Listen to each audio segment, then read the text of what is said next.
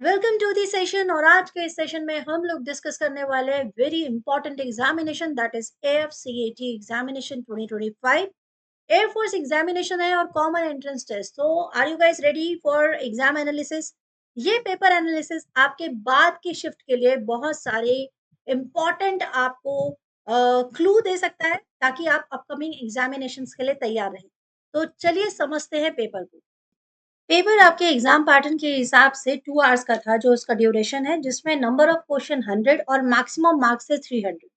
आपके जो general awareness, verbal ability in English, numerical ability और reasoning and military aptitude test के जो सेक्शंस है, उसमें से कौन कौन से सेक्शन से क्या क्या एग्जाम में पेपर आया है, किससे क्वेश्चंस ज्यादा बन रहे हैं, पहले उसके बारे में डिटेल में डिस्कस करेंगे। और उसके बाद जैसे जैसे मेरे पास क्वेश्चंस आते रहेंगे, मैं आपके साथ क्वेश्चंस भी शेयर करती रहूंगी। तो फिलहाल जो डिस्कशन हो रहा है वो 22 फरवरी का मैं जो शिफ्ट 1 है उसमें डिस्कस कर रही हूँ, क्योंकि सारे क्वेश्चंस तो नहीं, बट कुछ कुछ क्वेश्चंस मेरे पास आए हैं। और उसी के हिसाब से मैं आपको ये आइडिया दे सकती हूँ कि नेक्स्ट जो एग्जाम आने वाला है, देखो एग्जैक्ट कोई नहीं बता पाता, ठीक है, कि एग्जैक्ट कौन सा आएगा। लेकिन अगर मान लीजिए कि फर्स्ट शिफ्ट में से कुछ ऐसे क्वेश्चंस हैं जो आपकी शिफ्ट में अगर 2-4 भी आ जाते हैं, तो आपका पॉजिटिव ही हुआ ना, कुछ नया आपका नुकसान तो नहीं हुआ। और किस सेक्शन से क्वेश्चंस आ चुके हैं और किस सेक्शन से और आ सकते हैं, तो ये एक आइडिया मिल जाता है। इसलिए ये पेपर का जो एनालिसिस है ये बहुत इंपॉर्टेंट बन जाता है, ठीक है। इंग्लिश, जीके, रीजनिंग और मैथ के सेक्शन में से जो एग्जामिनेशंस बन रहे हैं, पेपर बन रहे हैं, उसके क्वेश्चंस में अगर पैटर्न को मैं देखूं कि ज्यादा से ज्यादा क्वेश्चंस कैसे बन रहे हैं, तो आपका जो जीके है उसे 25 के आसपास क्वेश्चन आए, ठीक है। और रीजनिंग में बन रहे हैं 25 क्वेश्चन। मैथ्स में भी लगभग 25 क्वेश्चंस आए हैं और इंग्लिश में है 30। तो आपको किस तरह का एग्जामिनेशन आ रहा है? बहुत सारे स्टूडेंट्स बोल रहे हैं कि मैम मॉडरेट लेवल का पेपर था, कई स्टूडेंट्स कह रहे हैं लेंदी पेपर था मैम। तो पेपर किस तरह से था एग्जैक्टली वो आपका जैसे जैसे क्वेश्चंस आते रहेंगे वैसे वैसे पता चलता जाएगा। बट जो फिलहाल मेरे पास क्वेश्चन है मैं आपके साथ जरूर शेयर करूंगी, तो आप वीडियो में बने रहिए, ठीक है। हाँ, रीजनिंग इजी था। काफी सारे स्टूडेंट का कहना है कि मैम जो सेल्फ गिवन पेपर था, रीजनिंग काफी इजी था और थोड़ा सा ट्रिकी हो सकता है, ट्रिकी होगा। तो वो आप PYQ अगर आपने पहले सॉल्व किए हुए हैं तो आप उसको आराम से कर पाओगे, ठीक है ना। और थोड़ा ध्यान देना है, मैथ से रिलेटेड अगर बात की जाए तो मैं कहूंगी कि इजी टू मॉडरेट था, ठीक है।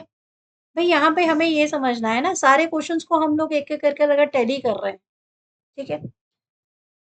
मैथ्स का जो स्टूडेंट्स बोल का कहना है कि फिलहाल इजी टू मॉडरेट है, इजी टू मॉडरेट है।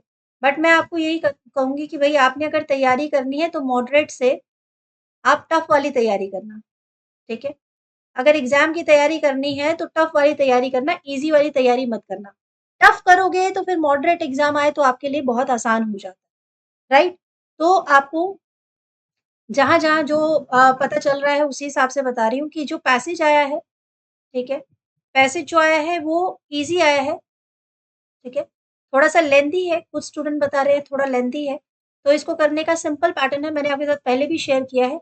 आप पैसेज जब भी देखोगे सबसे पहले क्या करोगे, फॉर एग्जाम्पल अगर यहाँ पर पैसेज है, ठीक है, 100 वर्ड्स का अगर पैसेज दिया हुआ है, आपकी लाइन्स में दिया है, यदि आपका पैराग्राफ वाइज पैसेज है, जैसे एक पैरा खत्म हुआ, एक लाइन, उसके बाद सेकंड पैरा स्टार्ट हुआ, फिर एक लाइन और उसके बाद थर्ड पैरा स्टार्ट हुआ।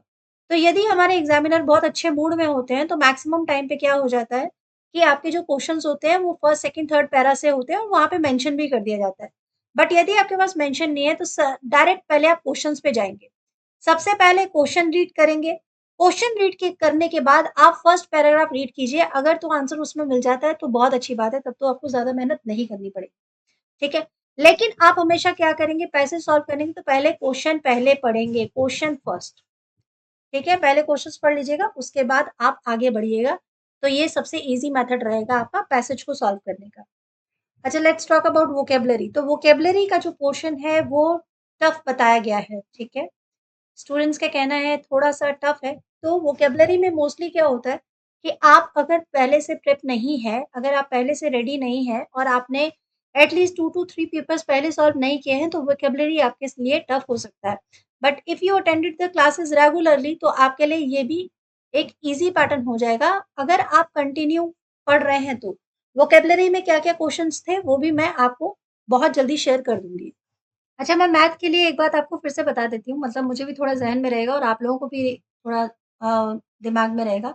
मैथ का आपका जो है ना 25 अगर सपोज़ आपके क्वेश्चन है, तो इसमें आप जो लेंथी कैलकुलेशन होगा, उससे थोड़ा-सा आपको बचना है। ठीक है? लेंथी को कैलकुलेशन से थोड़ा-सा आप बचकर क्या करेंगे, जो बाकी के आपके 17-18 से क्वेश्चन तो ऐसे हैं जो आराम से आप सॉल्व कर लेंगे। बट उसके बाद जो लेंथी कैलकुलेशन है वो आप बाद में करना है, मतलब बाद में छोड़ देना। ऐसा नहीं, टाइम वेस्ट नहीं करना है, मेरा सिर्फ कहने का ये मतलब है। ठीक है? 70 टू 18 क्वेश्चन आपके ऐसे आ रहे हैं जो आप आराम से सॉल्व कर सकते हो एज़ पर दी स्टूडेंट्स जो सजेशंस मुझे मिल रहा है। ठीक है ना?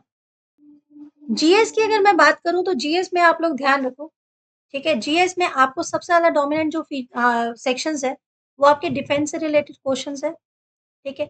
और डिफेंस से रिलेटेड जो क्वेश्चंस हैं, वो आपके पिछले 2-3 सालों में जो-जो इम्पोर्टेंट डिस्कशंस रहे हैं डिफेंस के, उससे रिलेटेड क्वेश्चंस आपके आ सकते हैं। और उसके बाद आपका स्पोर्ट्स, ठीक है? स्पोर्ट्स का जो है, वो भी बहुत बड़ा एक इम्पोर्टेंट पॉइंट बन जाता है। तो यहाँ से रिलेटेड आप अपना टॉपिक रेडी रखना, क्वेश्चंस भी आपको मिल ही जाएँगे जो क्वेश्चंस पूछे जा रहे हैं। बट मैं पहले आपको क्वेश्चंस इसलिए नहीं दिखा रही हूँ क्योंकि कई मेरे स्टूडेंट्स हैं जो इस बात को एकदम मतलब दिमाग में लेके बैठ जाते हैं कि यही क्वेश्चन हमें करना है, यही क्वेश्चन आ रहे हैं। पहले पैटर्न समझो कि कैसे क्वेश्चंस आ रहे हैं। आपको ज़्यादा किस चीज़ में आपको ध्यान देना है, कहाँ ज़्यादा आपको डिस्कस करना है, पढ़ाई करनी है, ठीक है ना? अब चलते हैं कुछ क्वेश्चंस की तरफ, ठीक है? आपको ये भी मन में आ रहा होगा ना कि कैसे क्वेश्चंस आए हैं। तो आर्टिकल्स हमेशा इंपॉर्टेंट रहे हैं, डिफेंस की बात की जाए तो आर्टिकल 368 पर क्वेश्चन बना है, ठीक है? आर्टिकल 368 के बारे में आप क्या जानते हैं डिटेल में, आपको क्या मालूम है? सो आर्टिकल 368 एक बहुत इंपॉर्टेंट आर्टिकल है, तो हो सकता है इससे क्वेश्चन दोबारा बन सकता है। ये आर्टिकल कैसे डील करता है, जो अमेंडमेंट्स होते हैं मोस्टली, ठीक है? अमेंडमेंट्स होते हैं, उससे कनेक्ट करता है। जो भी आपको इंडियन कॉन्स्टिट्यूशन में, ठीक है? अमेंडमेंट्स इन इंडियन कॉन्स्टिट्यूशन,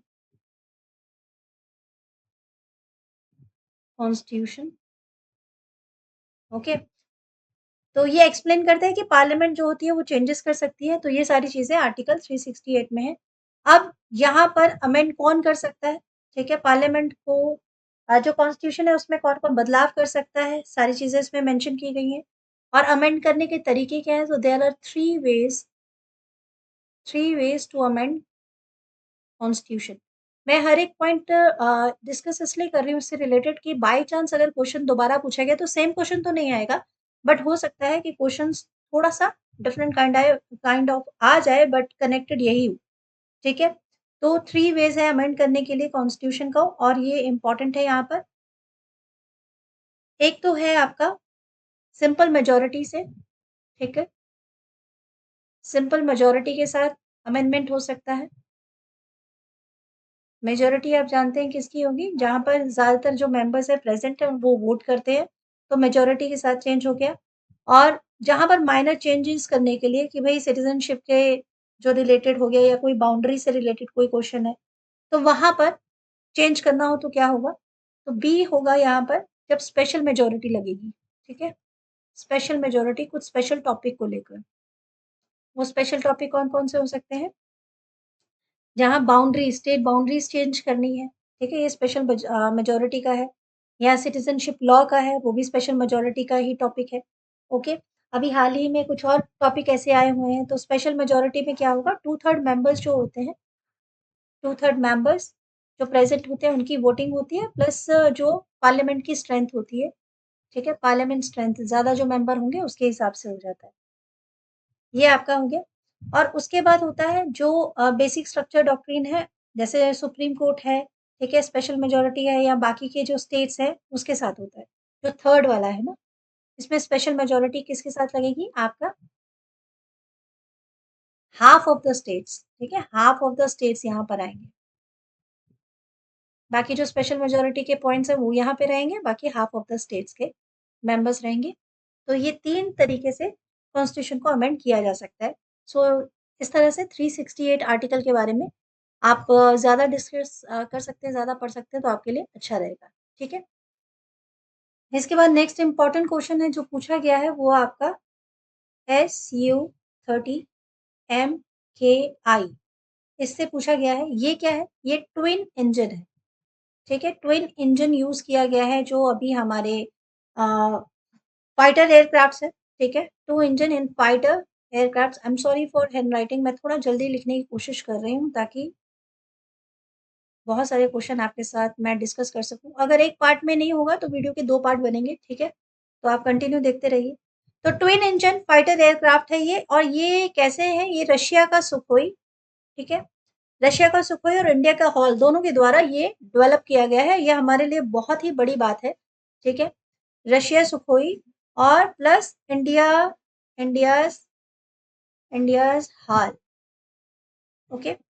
दोनों के द्वारा यहाँ पर मिलकर बनाया गया है, जिसके फीचर्स जो हैं बहुत ही ज़्यादा सुपर्ब फीचर्स हैं, हमारे लिए बहुत ही स्ट्रॉन्ग है। आर्म्ड है दोनों में ब्रह्मोस मिसाइल भी है, और ये air to air ground combat के पे भी काफ़ी ज़्यादा दूर तक मार कर सकते हैं, ठीक है?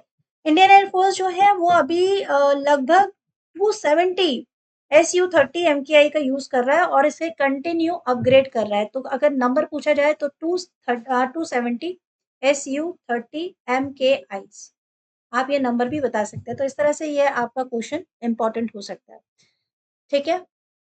अच्छा, एक बात और आपको ध्यान रखनी है, मैं यहीं पर आपको ये भी बता दूँ कि हाल का फुल फॉर्म आप सबको पता होना चाहिए, हाल का, ठीक है? Full form. मुझे कमेंट सेक्शन में लिखकर बताइए फटाफट से, अगर आपको मालूम है तो, नहीं मालूम है तो सर्च करके बताइए, बिकॉज़ ये बहुत इंपॉर्टेंट है। सो इस तरह के और भी बहुत सारे क्वेश्चंस हैं जो मैं कंटिन्यू आपके साथ डिस्कस करने वाली हूँ। तो वीडियो अगर पसंद आ रहा है तो प्लीज़ लाइक, शेयर, सब्सक्राइब ज़रूर कीजिए, और मुझे कमेंट सेक्शन में ज़रूर बताइए if you are preparing for this examination, so that मैं ज़्यादा से ज़्यादा पेपर, ज़्यादा से ज़्यादा क्वेश्चन कलेक्ट करके आपके साथ शेयर कर सकूँ।